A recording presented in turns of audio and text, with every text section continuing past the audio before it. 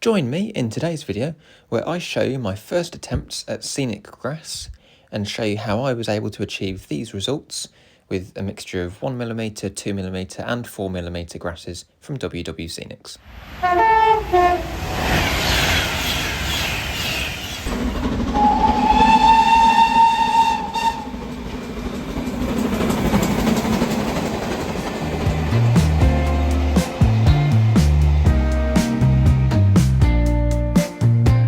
Hello there, and welcome back to the railway. So to start things off with the grass layers, I used the WWScenics basing glue and applied that to a large portion of the hillside. In hindsight, I probably should have done a smaller section at a time, but it worked reasonably well. I did then have to start adding some more glue to it because certain parts had dried out before I then added this first layer of 1mm grass. I then hoovered up all of the excess that was around the edge, waited for it to dry and then hoovered up any more excess. I then carried on around the corner, as you can see me doing here, once again doing a bit too big of a section in one go, but I managed to get it all done before the glue dried. One thing I would also say is where you can see the glue goes quite close to the ballast, something that I would say for next time I should have done is that I should have gone with the glue slightly overlapping the ballast, just to blend it in a bit more with the ballast.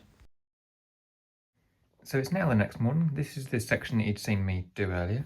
I then set the camera up to film me doing this side of the hill, and my phone was pretty much dead on battery, so I couldn't film this section. So I'll show you how I do these sections with the same technique. This is how it's turned out. So I've used a mixture of 2mm grasses. So I've used some patchy grass and I've used some autumn 2mm grass. I put that one down first, kind of in this patch here, and then layered the patchy grass over the top of that. I have then added some 4mm wild meadow grass over the top. Might be a little bit out of scale for Engage, but it gives me the look that I'm after with some sections. You can see here we've got some really nice long tufts, and it goes back to the shorter 2mm and then some more 4mm around the top. I've also added this, you can kind of like a trodden in footpath that goes along the edge for maintenance purposes. This was made by this tool here. I use this for everything.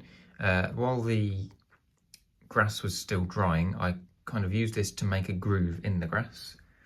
When the grass had completely dried, I then used this, put some glue on here, dabbed this in the glue and then ran this through the trench. Then sprinkled on some of the earth powder and then pushed it into the glue, once again using the same tool. And that's then given me this effect, and then once that's then dried, I then hoovered off the excess. And you can see it's worked out really well, giving it a muddy kind of look to it. The idea here was that the main path that had been used by most people goes straight here, and you've got some lazy people that then cut the corner off when they've gone round. I might have then a similar sort of path on this side that then goes round and follows up, because there's going to be a signal box of some sorts here. But other than that, I shall get on with progress and start filming and showing you how I do this bit. So before I started off with any of the layering spray that I was going to be using, I needed to mask off the entire area using masking tape. I then used the layering spray to add a layer of glue to the top of the grass that was already down, and then simply using the Scenic applicator and some 2mm grass, I then gently scattered over the top. This first layer of 2mm grass that I used was the 2mm dead grass. So just using the applicator in a kind of a circular motion to try and get as much of the grass onto the scene as possible. And then it was just hoovering up any excess that had gone outside where the glue was. And the masking tape just prevents anything extra from sticking onto the ballast that I don't want. So I put a filter over the end of the hoover just to collect up all the grass that I was hoovering up. This is just out of a pair of tights, so I just cut some material out of that. So the next layer was using the 4mm wild meadows, once again using the layering spray to start the next layer, and then applying the 4mm in certain areas a lot more than others. So for this section I put some more of the basing glue in that strip that I'm just pointing out there, and then added some layering spray over the top of this main section, and then used some of the 2mm dead grass once again to go over the top, kind of to hide the lengths of some of the 4mm grass and just give it a bit more of a dense look to the grass, so it looks a bit more overgrown. So this is the works relay cabinet area, which is going to go just around here. So I just then pressed that into the grass just to make an indentation, and then used this tool that I used earlier just to then create the paths going through. I did this before the grass had dried, as it made it much easier to create the path, as the grass was still damp and a lot more malleable, and I was able to form it to the shape that I was after. This section of footage here is the actual speed of me doing it, so I was being very careful and very gentle with it, just making sure that I got the trench, as it were, exactly how I wanted. I then sped up the footage for this next section, so you can then see a lot more of the progress as to how easy it was for me to get this trench done. So I added several paths going around this relay cabinet station, kind of all interlinking in with each other, and then once that's all dried later, I can then add some of the dirt powder that I have used in the works path on the other side. So once again, just getting this all the way up, so it then kind of gives I'm possibly going to have some sort of path going over the tracks as well, and then working its way all the way up as well to the depot at the other end of the layout.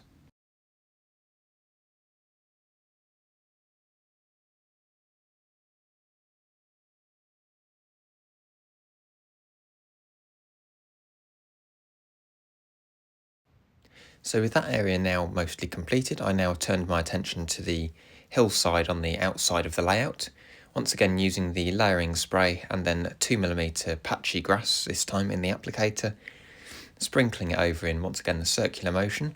This turned out quite a lot darker than it had on the other section, which surprised me a little bit, so I added a couple more layers to this to keep then changing the appearance of it.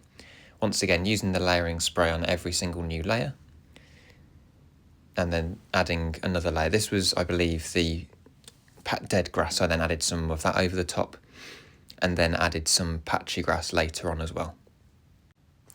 After every layer I put down, I also hoovered up all the excess to keep that excess in the correct bag, as it were, so that the patchy grass would go in the patchy grass bag, and so on and so on. So you can see me here just then putting the path in round this corner, and then adding some of the layering spray on the top. This was ready for me to add the 4mm wild mellows grass too. Had a bit of the spray glue overrun the back scene here, so I just wanted to wipe that away before I applied this layer. This layer just adds a lot more dense and thickness to the grass, and then hoovered up the excess once again.